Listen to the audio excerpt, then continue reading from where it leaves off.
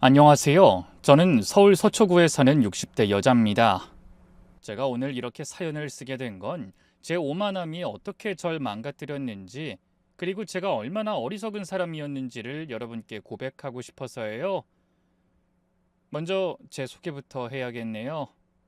저는 서울대 법대 교수였던 아버지와 이화여대 약대 교수였던 어머니 사이에서 태어났어요. 어릴 때부터 우리 집안은 남다르다는 말을 귀에 못이 박히도록 들으며 자랐죠. 순자야, 우리 집안은 대대로 학자 집안이란다. 너도 그 피를 이어받았으니 자부심을 가져야 해. 아버지는 늘 그렇게 말씀하셨어요. 저는 그 말을 철석같이 믿고 자랐죠. 그리고 저는 이화여대 영문과를 수석으로 졸업한 후 대학병원 내과 과장이던 남편을 만나 결혼했어요. 시아버지는 당시 서울에 있는 큰 병원의 원장이셨고, 시어머니는 음대를 졸업한 부잣집 외동딸이셨죠. 우리 집안에 온 걸 환영한다. 법대 교수 딸이라니 우리 집안과 격이 맞는구나. 시어머니는 처음 만난 날 제게 그렇게 말씀하셨어요. 전 그때부터 더욱 제 출신에 대한 자부심이 커졌답니다. 얼마 후 저는 두 아들을 낳았어요. 큰아들 현우는 서울대 의대를 졸업한 뒤 내과 의사가 되었고, 둘째 태준이는 연세대 의대를 나와 강남에서 성형외과를 운영하고 있죠. 이런 두 아들을 보며 저는 얼마나 자랑스러웠는지 몰라요. 우리 현우는 서울대 의대 수석 졸업이에요. 태준이도 연세대 의대 나와서 강남에서 성형외과 하고 있고요.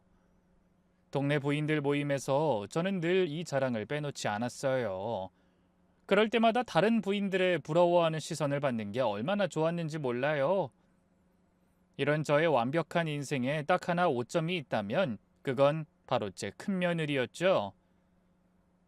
저는 처음 본 그 순간부터 큰며느리가 마음에 차지 않았거든요. 7년 전 큰아들 현우가 처음으로 여자친구를 집에 데려온다고 하더군요.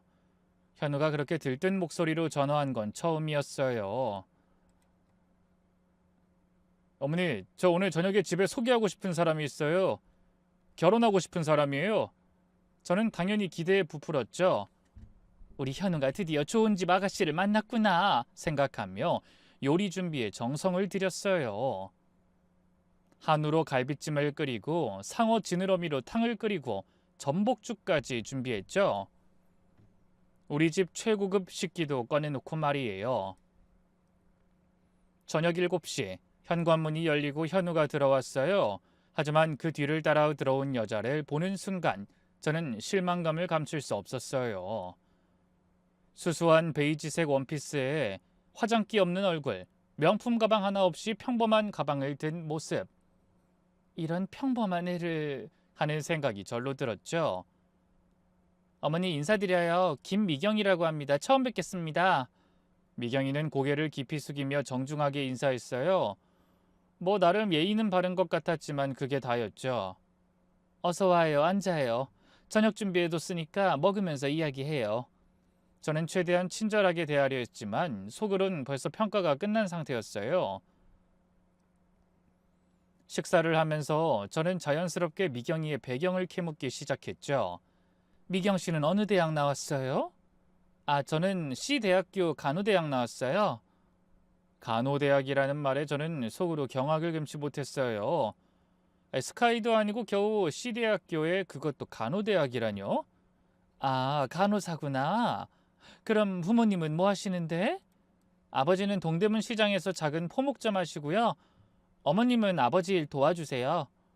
시장 상인이라니 저는 점점 더 실망스러워졌어요. 형제는 있어요? 오빠가 한 명 있어요. 공무원이에요. 아, 공무원이구나. 몇 급이죠? 9급으로 시작해서 지금은 7급이에요.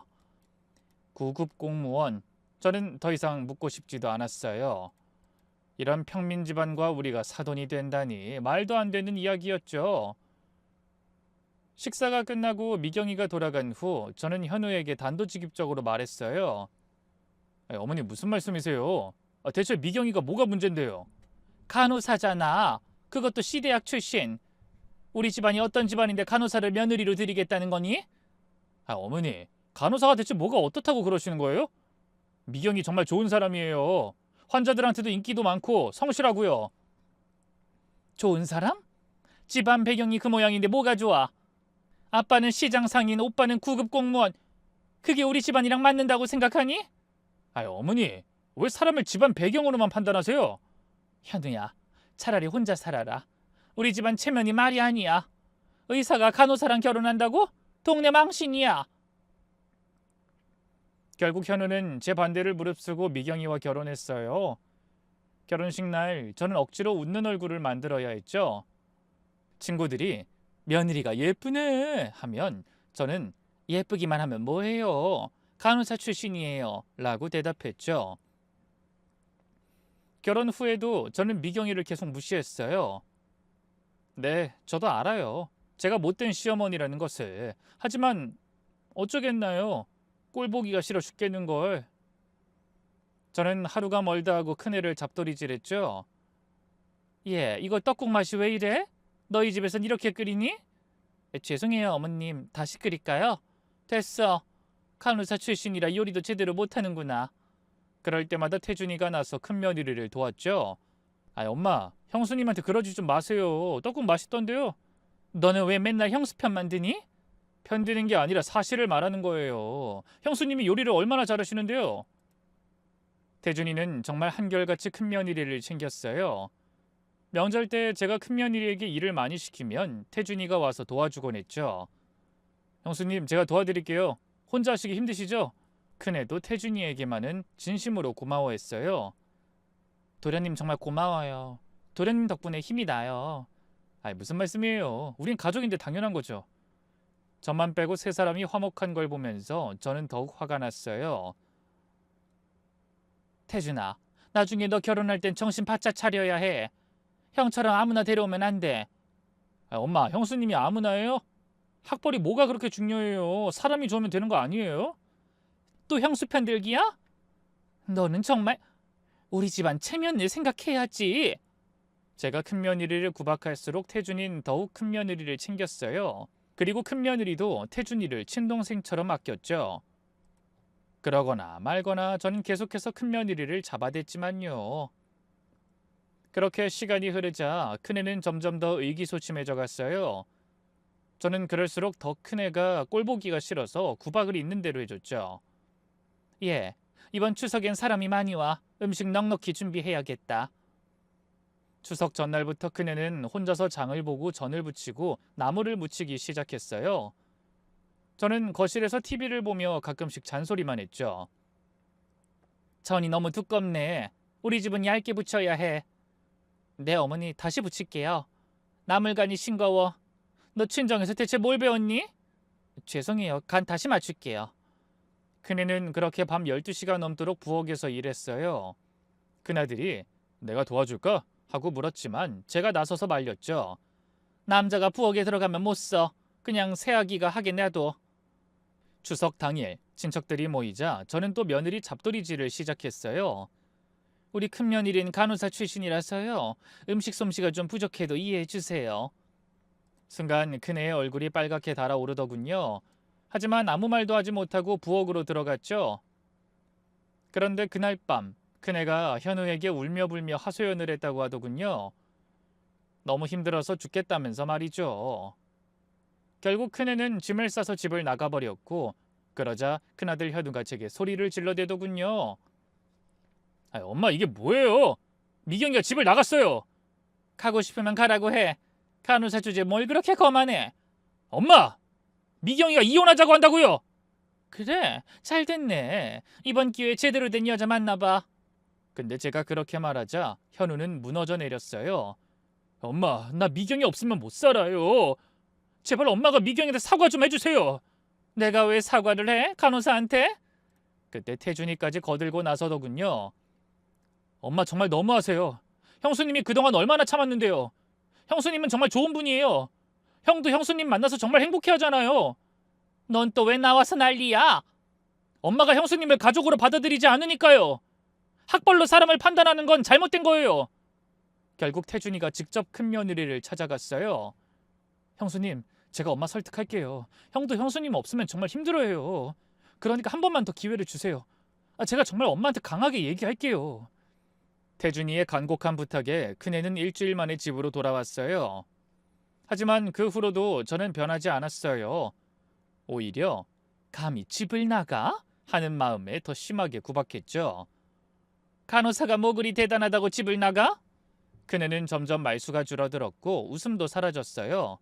그러더니 어느 순간부터는 우울증 약을 먹기 시작했죠. 그러던 어느 날 현우가 퇴근하고 들어오더니 조심스럽게 이야기를 꺼내더군요. 당분간 큰애와 함께 호주에 가서 지내겠다고 말이죠. 결국 한 달 뒤 큰아들 내외는 짐을 싸 호주로 떠났어요.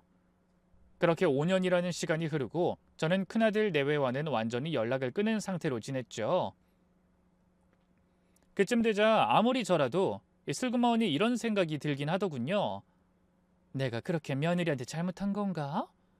하지만 이내 아니야. 간호사가 우리 집안에 맞지 않는 건 사실이잖아. 라는 생각이 들었고 저는 어서 빨리 둘째 태준이가 결혼을 해서 하루라도 빨리 집안이 시끌벅적해지길 기다렸죠. 그러던 어느 날 태준이가 들뜬 목소리로 말했어요. 엄마, 저 소개해드리고 싶은 사람 있어요. 하지만 전 그때 전혀 예상하지 못했어요. 태준이가 데려올 여자가 어떤 사람일지, 그리고 그 여자가 제 인생을 어떻게 바꿔놓을지를 말이죠. 얼마 후 태준이가 결혼하겠다는 아가씨를 집으로 데리고 오겠다는 날이 되고 저는 아침부터 요리를 준비하고 집안을 깨끗이 청소했어요. 이번엔 정말 우리 집안에 맞는 아가씨가 오겠지? 초인종이 울리고 현관으로 나가 문을 여는 순간 저는 숨이 멎는 것 같았어요. 태준이 옆에 선 아가씨는 정말 완벽했거든요.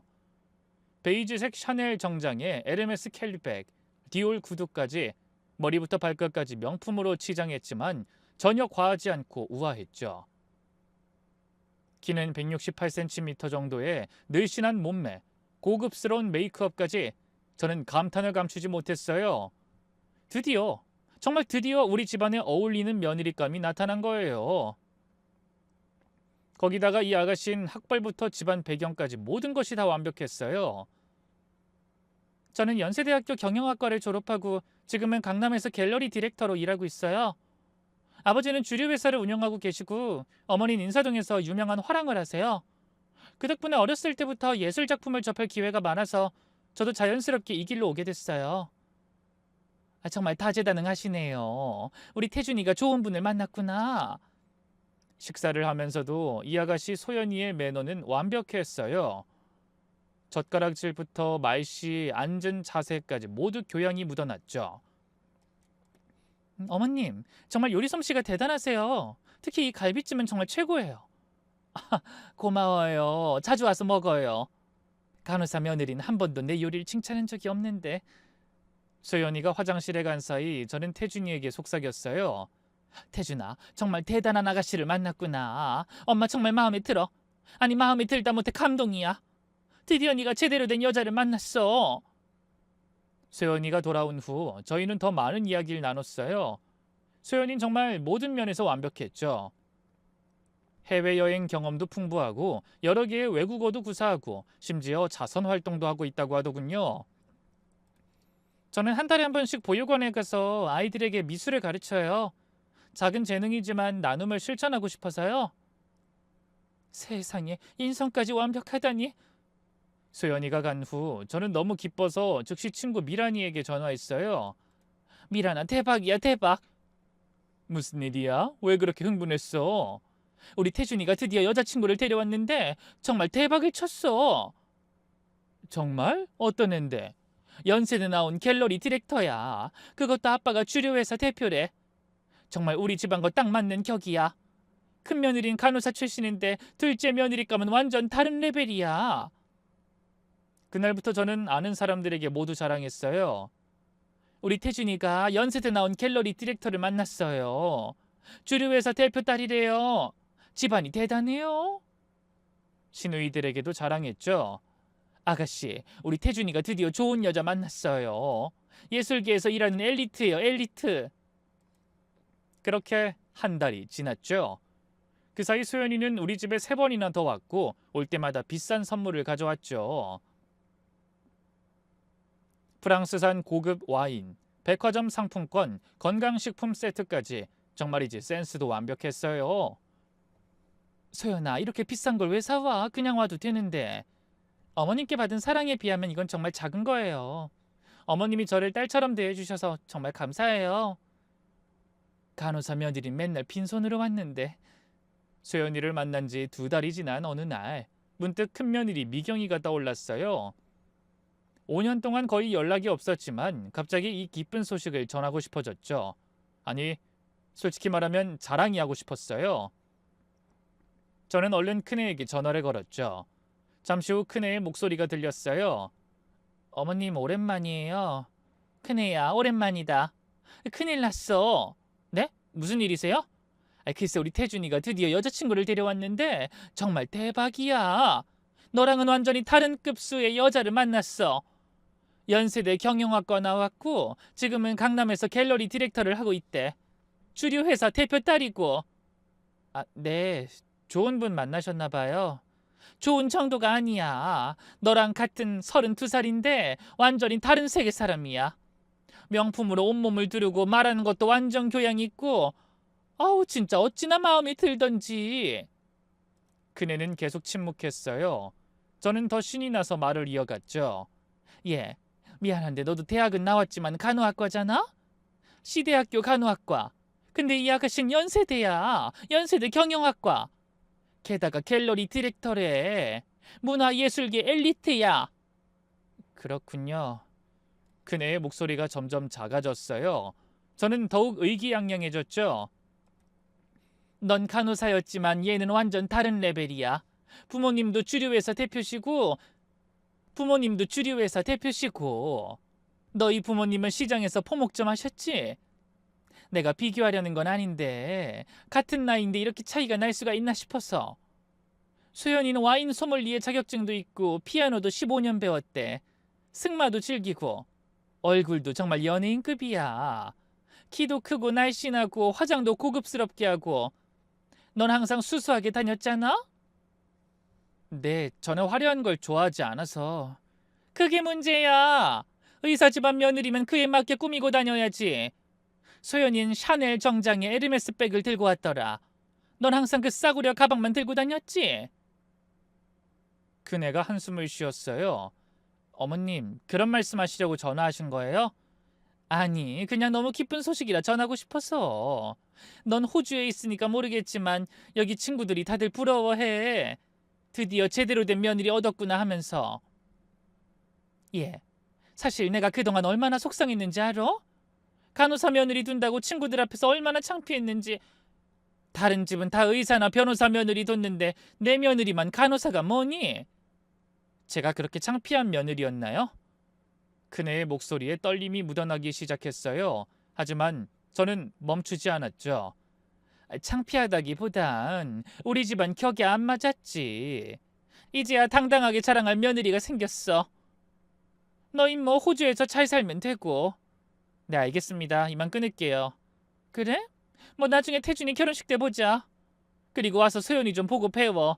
진짜 며느리가 어떤 건지. 저는 전화를 끊고 흐뭇해했죠. 자기가 얼마나 부족했는지 이제 깨달았겠지. 다음 날 저는 또 친구 미란이에게 전화를 걸었어요. 미란아, 나 어제 호주에 전화했어.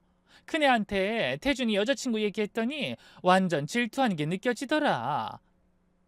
그럴 만도 하지. 간호사랑 갤러리 디렉터는 차이가 크니까.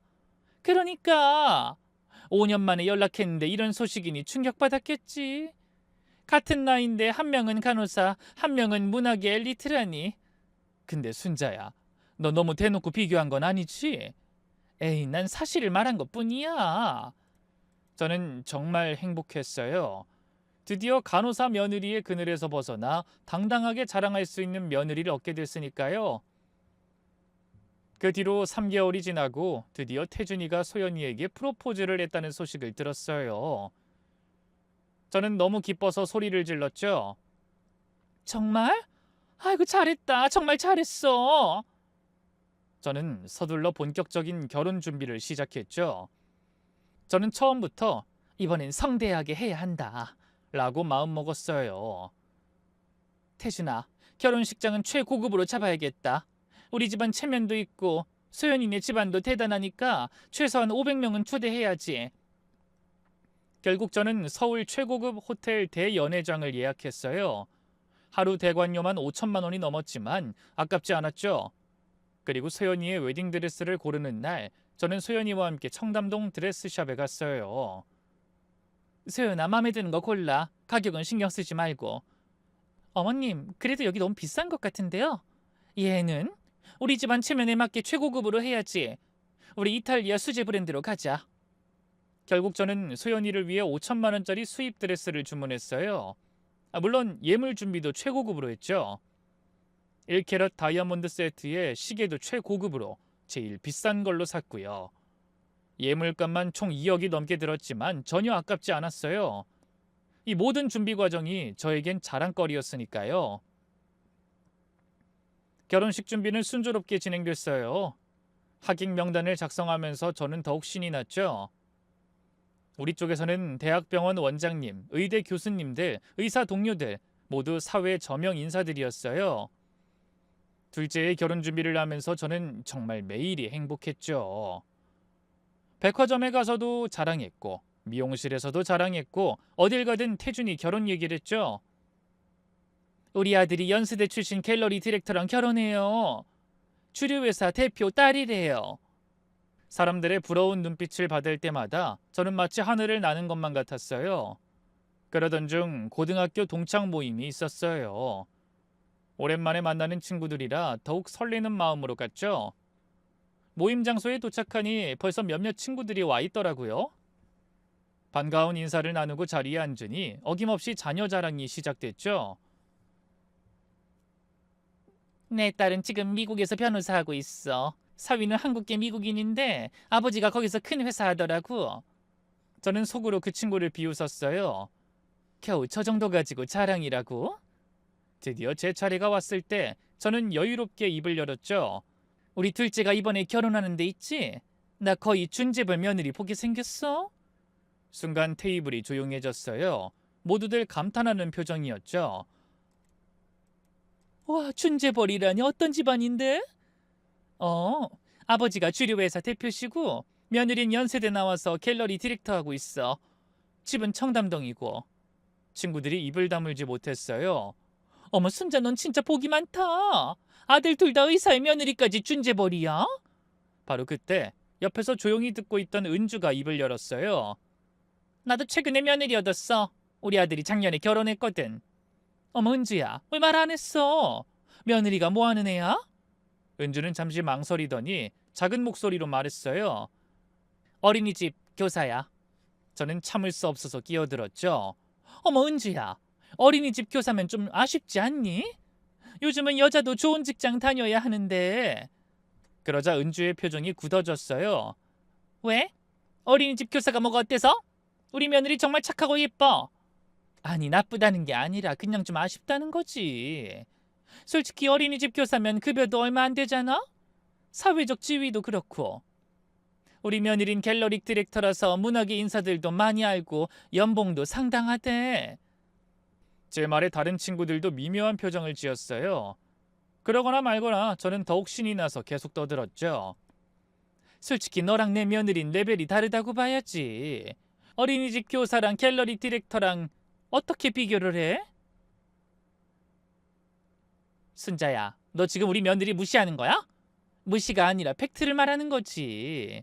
현실적으로 어린이집 교사랑 주류회사 대표 딸이랑 비교가 돼? 미래 전망부터가 다르잖아. 전망이 뭐가 중요해? 우리 며느리는 아이들을 정말 사랑하고 착하고 성실한 애야. 그래, 착하긴 하겠지. 하지만 은주야, 현실을 봐야지. 어린이집 교사면 승진도 없고 돈도 못 벌잖아?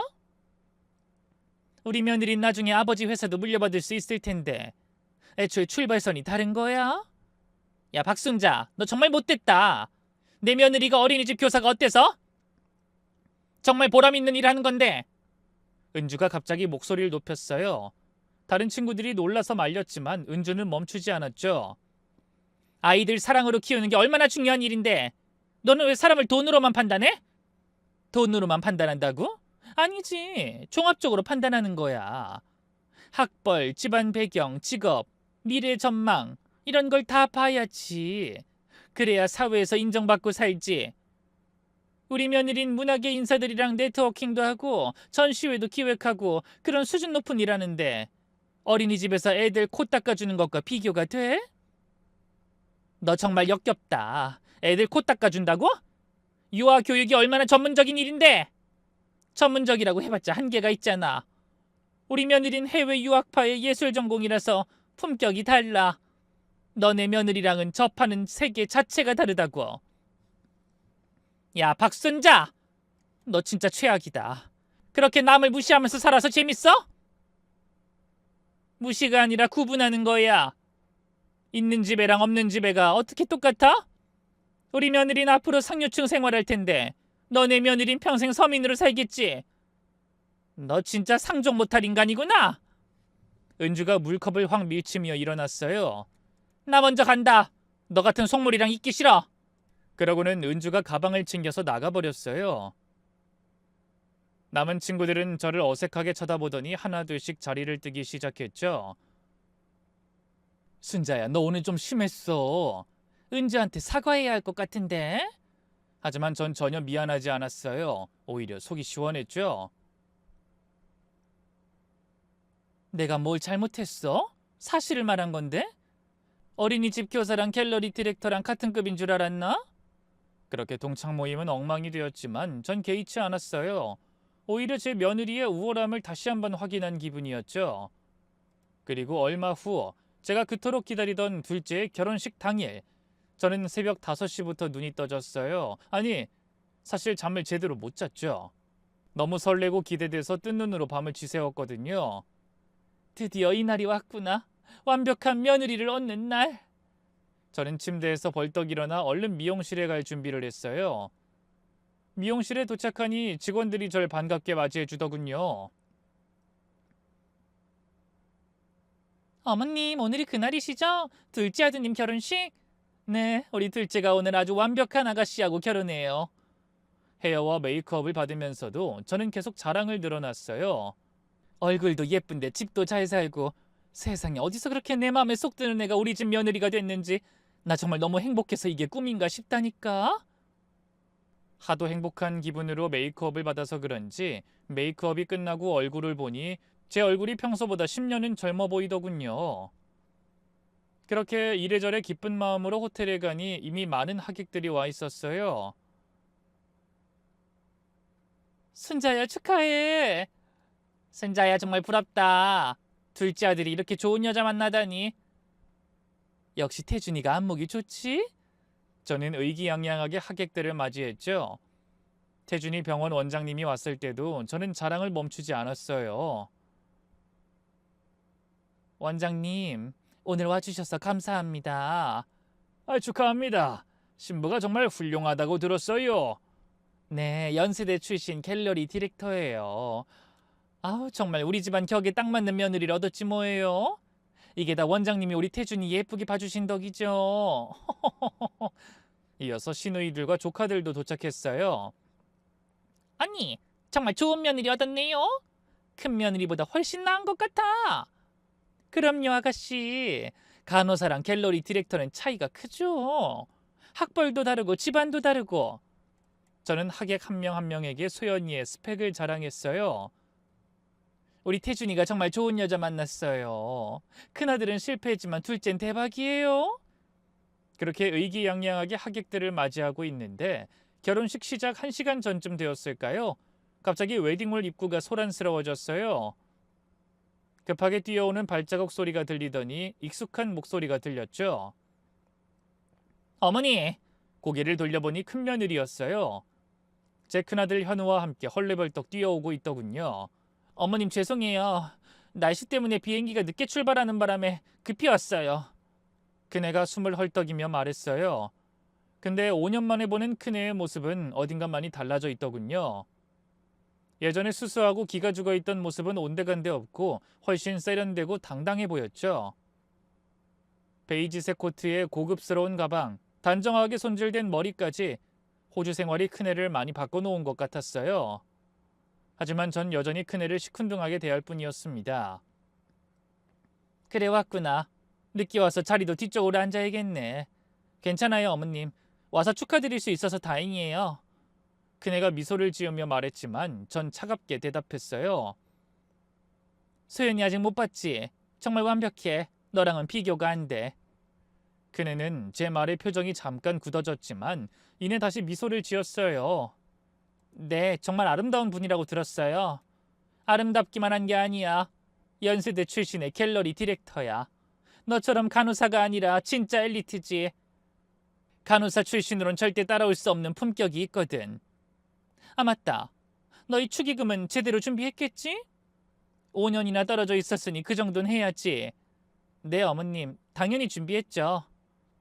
그네가 차분하게 대답했어요. 그때 다른 하객들이 다가왔고 전 일부러 큰애가 들으라는 듯 큰 소리로 외치기 시작했죠. 아, 우리 큰며느리도 방금 호주에서 왔어요. 간호사 출신이라 별로지만 그래도 어쩌겠어요? 가족인데 와야죠. 얘는 시대학 간호학과 출신인데 아우, 이번에 새로 보는 둘째 며느린 연세대 출신이지 뭐예요? 그러자 미란이가 옆에서 걱정스럽게 말했어요. 순자야, 큰며느리 서운하게 왜 그래? 어머, 겨우 이 정도로 서운하면 그건 자격지심이지. 객관적으로 자기가 얼마나 부족한지 자기도 알아야 하지 않겠어? 그렇게 말한 후 저는 신부 대기실로 가서 우리 예쁜 둘째 며느리 소연을 봤죠. 웨딩드레스를 입은 소연인 정말 천사 같았어요. 소연아, 정말 예쁘다. 아우, 역시 우리 며느리. 감사해요, 어머님. 소연이가 우아하게 미소 지었어요. 소연아, 우리 집안의 자랑이 되어줘서 고마워. 그때 태준이가 들어왔어요. 엄마, 형이랑 형수님 오셨던데 보셨어요? 응, 겨우 왔더라. 비행기가 늦었다나 뭐라나. 형수님 얼굴 좋아 보이던데요. 호주 생활이 잘 맞나 봐요. 좋아 보이긴 뭘 좋아 보여. 아무리 꿈에도 간호사는 간호사야. 소연이랑은 비교가 안 되지. 제 말에 태준이가 한숨을 쉬었지만 전 신경 쓰지 않았어요. 오늘은 내 인생 최고의 날이니까. 드디어 완벽한 며느리를 얻는 날이니까. 이때까지만 해도 전 몰랐습니다. 불과 15분 후 이 완벽해 보이는 결혼식이 제 인생 최대의 악몽으로 변할 거라는 걸 말이죠. 결혼식 시작 15분 전, 저는 신부 대기실에서 소연이와 함께 마지막 준비를 점검하고 있었어요. 그때 노크 소리가 들렸죠. 실례합니다. 문이 열리고 큰며느리가 들어왔어요. 어머님, 잠시 동서한테 인사하러 왔어요. 결혼 축하드리려고요. 큰며느리가 정중하게 말했지만 전 못마땅했죠. 굳이 지금 와서 뭐하러? 결혼식 시작하기 전이라 바쁘구만. 너네가 왜 그렇게 센스가 없니? 금방 인사만 하고 갈게요. 그런데 소연이의 얼굴을 본 큰며느리의 얼굴이 갑자기 새하얗게 변했습니다. 마치 귀신이라도 본 것 같은 표정이었죠. 어떻게 네가 여기에... 큰며느리가 떨리는 목소리로 중얼거렸어요. 예, 너 지금 무슨 소리 하는 거야? 왜 그래? 제가 물었지만 그네는 소연이만 뚫어지게 쳐다보고 있었어요. 그러더니 갑자기 고래고래 소리를 지르기 시작하더군요. 니년이 어딜 우리 도련님을... 평소에 조용하고 순종적인 큰애가 아니었죠. 완전히 다른 사람처럼 바락바락 소리를 질렀어요. 이 결혼 절대 안 돼요. 절대로! 대기실에 있던 모든 사람들이 깜짝 놀라 입을 벌린 채 큰애를 쳐다봤죠. 예, 너 지금 뭐 하는 거야? 제가 소리쳤지만 큰애는 멈추지 않았어요. 어머님, 이 여자 누군지 아세요? 고등학교 때 절 괴롭혔던 일진 중 한 명이었어요. 뭐라고? 큰애는 떨리는 손으로 소연이를 가리키며 말을 이어갔어요. 매일 용돈 빼앗고 화장실에서 물 뿌리고 그랬다고요. 야, 너 지금 무슨 헛소리를...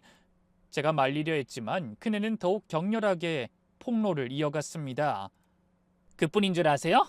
친구들 앞에서 저보고 무릎 꿇라고 하더니 미안합니다, 제가 못생겨서 죄송합니다라고 100번씩 외치겠다고요. 전 쟤 때문에 정말 매일 아침 학교 가기가 무서워서 배가 아프다고 거짓말하고 그랬다고요. 그네의 말에 소연이의 얼굴이 점점 굳어갔어요. 처음엔 당황한 표정이었지만 점점 불안해 보였죠. 저는 그런 적 없어요. 저 사람이 잘못 알고 있는 것 같아요. 소연이가 다급하게 부인했어요.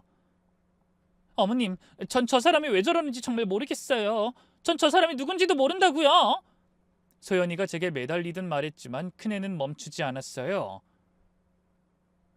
박소연, 네가 날 모른다고? 매일 나보고 거지 같은 년이라고 부르던 게 너잖아. 그때 전 정말 화가 났어요.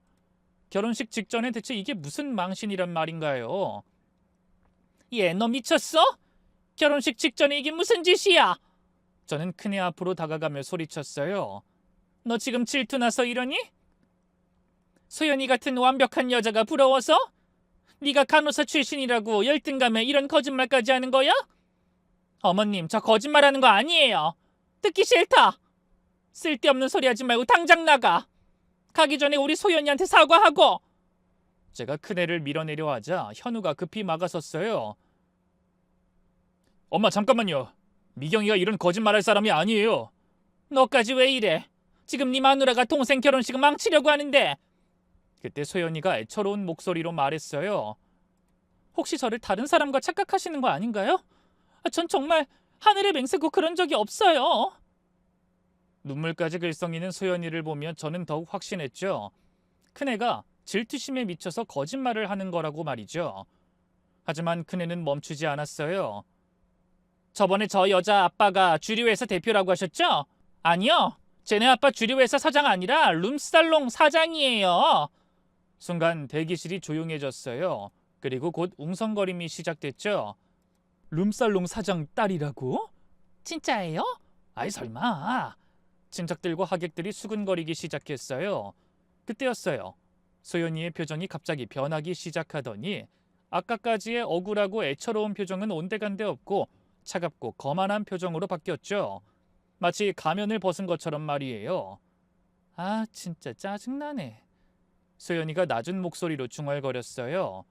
소연아? 제가 놀라서 물었어요. 그러거나 말거나 소연이는 한숨을 푹 쉬더니 갑자기 완전히 다른 사람처럼 말하기 시작했습니다. 야, 그래. 맞아, 내가 괴롭혔어. 그래서 뭐? 전 지금 이 상황을 제 눈으로 보면서도 믿을 수 없었어요. 방금까지 눈물을 글썽이던 소연이가 갑자기 도끼 서린 표정으로 변했으니까요. 야, 솔직히 네가 약해 빠져서 맞고 다닌 거지 내가 뭘 잘못했어? 그리고 우리 아빠 룸사롱 사장인데 뭐 돈은 더 많아. 주류 회사보다 더 잘 벌거든? 소연이가 턱을 치켜들며 당당하게 말했어요. 소연아? 지금 뭐라고 한 거야? 왜요? 돈 많으면 됐지 뭐가 문제인데요? 그 거만한 태도에 저는 할 말을 잃었어요. 내가 그토록 자랑했던 완벽한 며느리감이 사실은 학교폭력 가해자의 룸살롱 사장 딸이었다니. 이럴 수가? 저는 비틀거리며 주저앉았어요. 평생 쌓아온 자부심이, 명문가의 체면이 모든 게 한순간에 무너져 내리는 것 같았죠. 태준이는 얼굴이 하얗게 질린 채 소연이에게 물었어요. 소연아, 너 그럼 여태까지 나한테 다 거짓말한 거야? 태준이의 목소리가 떨렸어요. 태준이는 믿을 수 없다는 표정으로 소연이를 바라봤죠.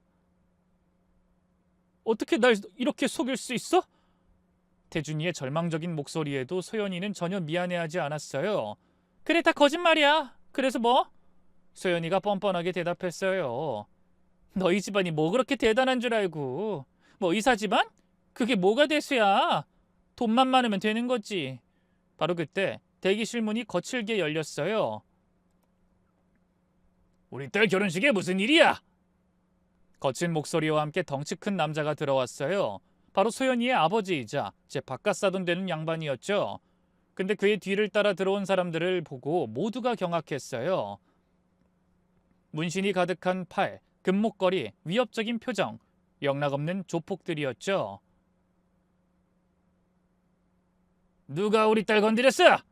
바깥사돈이 으름장을 놓으며 주위를 둘러봤어요. 하객들은 겁에 질려 뒤로 물러났죠. 이쯤 되자 본식장에서 대기하던 하객들이 소동을 듣고 몰려들기 시작했어요. 무슨 일이래? 신부가 사기꾼이라고? 룸사롱 사장 딸이라며? 대기실 문 앞은 순식간에 구경꾼들로 가득 찼어요. 모두가 충격적인 표정으로 안을 들여다봤죠. 저는 그 시선들이 너무나 수치스러워서 견딜 수가 없었어요.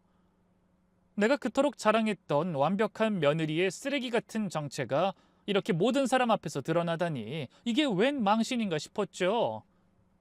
다들 뭘 쳐다봐, 신경 꺼! 그때 소연이가 하객들을 향해 소리쳤어요. 그리고는 큰며느리를 향해 도끼 서린 눈빛을 보냈죠. 김미경, 너도 각오해? 가만 안 둬? 네가 오늘 한 짓 절대 용서 안 해. 그러더니 소연이와 박가사도는 욕설을 퍼부으며 밖으로 나가버렸습니다. 그렇게 그들이 떠나고 대기실은 정적에 휩싸였어요. 그리고 곧 수군거림이 시작됐죠. 순자야, 이게 네가 그렇게 자랑하던 며느리야? 미란이는 고소함을 숨길 수 없는 표정을 지으며 제게 말했어요. 주류회사 대표 딸이라고 그렇게 자랑하더니 결국 다 거짓말이었네?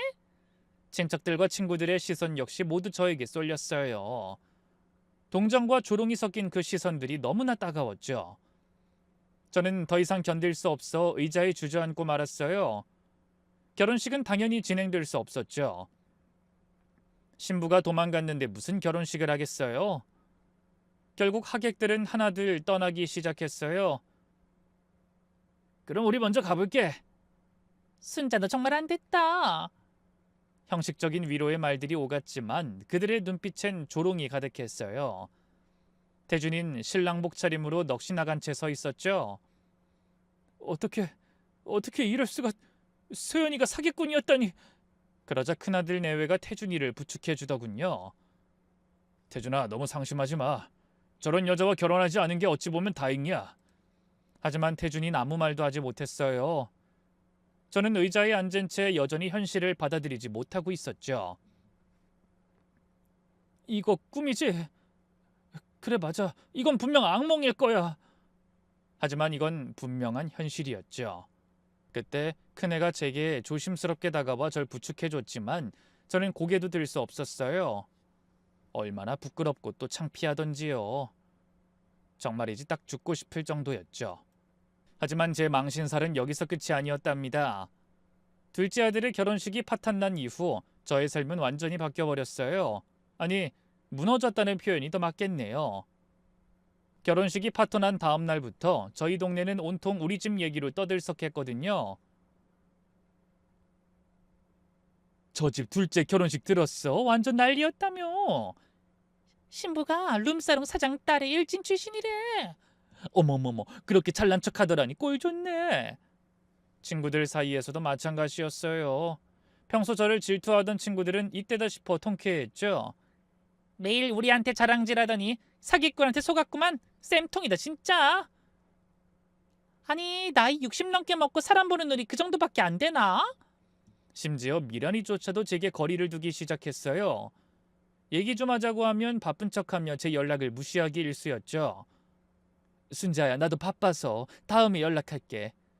전화를 끊는 목소리에 동정심이 묻어 있었지만 그게 더 비참했어요. 거울을 볼 때마다 제 자신이 한심해 보여 견딜 수가 없었죠. 내가 정말 바보였구나. 혼잣말이 절로 나왔어요. 그제서야 저는 제가 얼마나 어리석은 삶을 살아온 것인지 깨닫게 되더군요. 또 큰며느리에게 미안한 마음도 들었죠. 그래서 저는 용기를 내어 큰아들에게 전화했어요. 현우야, 엄마야. 네, 무슨 일이세요? 저기 큰애 좀 바꿔줄래? 미경이요? 왜요? 그냥 미안하다고 말하고 싶어서. 잠시 침묵이 흘렀어요. 죄송한데요, 어머니. 미경이가 지금 통화하기 어렵대요. 아, 그래. 그건 그렇고 너희 한국엔 언제 들어올 거니? 어머니, 안 그래도 말씀드리려고 했는데 저희 호주에서 계속 살기로 했어요. 뭐? 미경이가 한국은 더 이상 오고 싶지 않대요. 저도 그게 좋을 것 같고요. 순간 가슴이 철렁 내려앉더군요. 현우야, 그래도 네가 장남인데 한국에 와야지. 어떻게 외국에서 평생을 살려고 그러니? 엄마가 잘못했다. 그러니까 그만 마음 풀고 한국에 들어와. 어머니가 5년 동안 미경이를 어떻게 됐는지 아시잖아요. 이제 와서 미안하다고 하면 다 용서될 거라고 생각하세요? 미경이는 어머니 때문에 우울증 약까지 먹었어요. 근데 이제 와서 왜 이러세요? 저희는 여기서 잘 살게요. 그러니까 어머니도 잘 지내세요. 그 말을 끝으로 전화가 끊어졌어요. 저는 수화기를 든 채 한참을 멍하니 있었죠. 결국 제 욕심과 허영심 때문에 큰아들 내외와는 영영 사이가 틀어지고 만 겁니다. 심지어 태준이도 그 일 이후로 다시는 여자를 만나지 않았어요. 엄마, 저 이제 결혼 안 할 거예요. 엄마가 원하는 완벽한 며느리는 없어요. 그리고 저도 이제 지쳤어요. 모든 게 다 제 탓이었어요. 학벌과 집안만 보고 사람을 판단했던 어리석음. 간호사라는 이유로 며느리를 무시했던 오만함. 거칠에 속아 진짜 보석을 알아보지 못했던 무지함까지 전부 다요. 지금 저는 완전히 고립된 채 살고 있어요. 친구도 큰아들 내외도 이젠 아무도 저를 찾지 않아요. 명문가 출신의 자부심? 그런 건 이제 아무 의미가 없어요. 혼자 남은 집에서 저는 매일 후회하며 살아가고 있죠. 내가 정말 바보였구나. 내가 너무 어리석었어. 하지만 이미 엎질러진 물이에요. 다시는 돌이킬 수 없는 제가 만든 비극이죠. 그로부터 1년이 흘렀어요. 저는 이제 68이 됐죠. 남편은 둘째의 결혼이 어그러지며 큰 충격을 받은 것인지 갑자기 큰 병이 생겨 6개월 전에 먼저 세상을 떠났고 이제 저는 이 큰 집에 혼자 남게 되었답니다. 매일 아침 저는 텅 빈 식탁에 혼자 앉아 밥을 먹어요.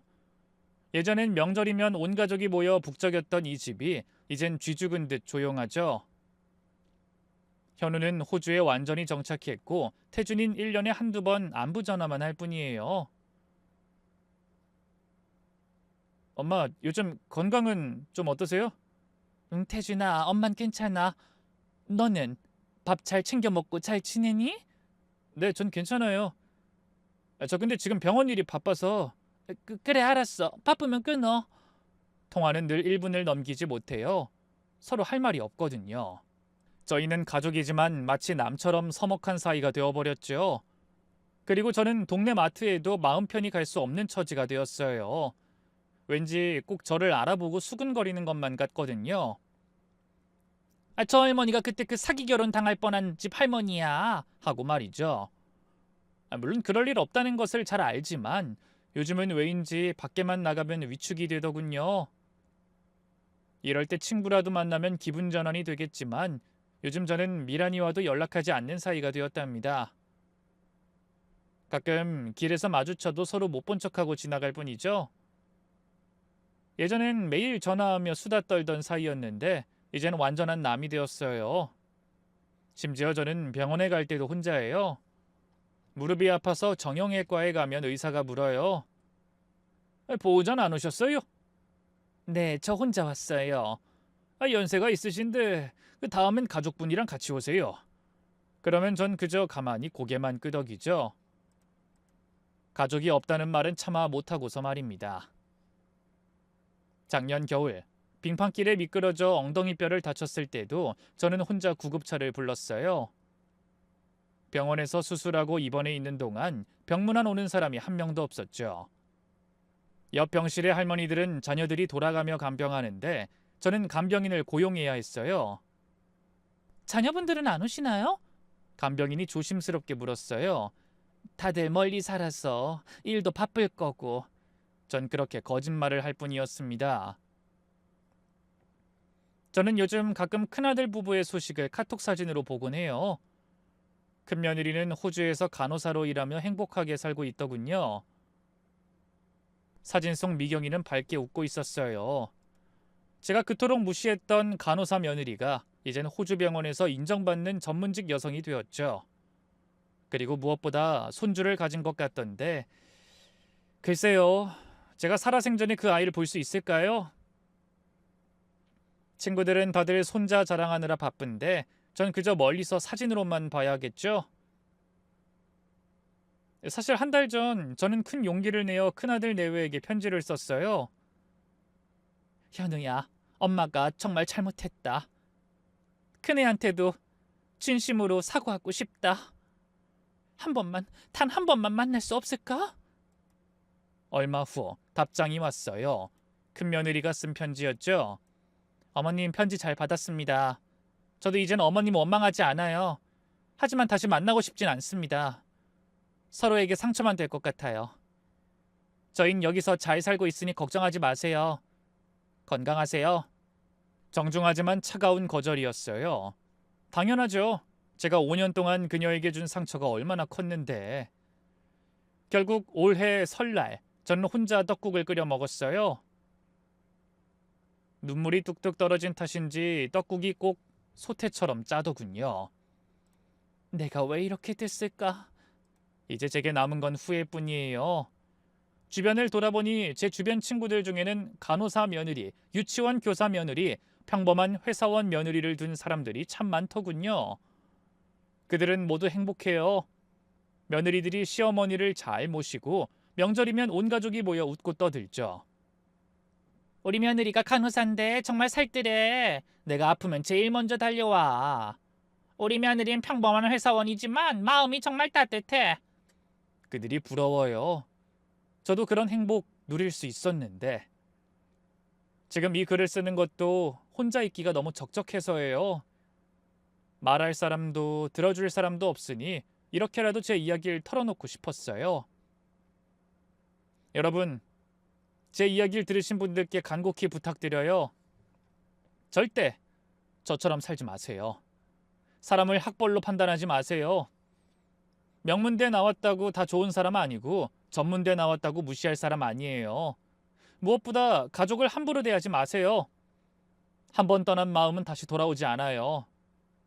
상처받은 사람은 평생 그 상처를 안고 살아요. 제가 이런 것들을 보세요. 사랑하는 큰아들 부부, 친구들, 사회적 명예, 그리고 가장 중요한 가족의 사랑. 이 모든 걸 잃고 나서야 깨달았어요. 정말 중요한 건 학벌도, 집안도, 직업도 아니라는 걸.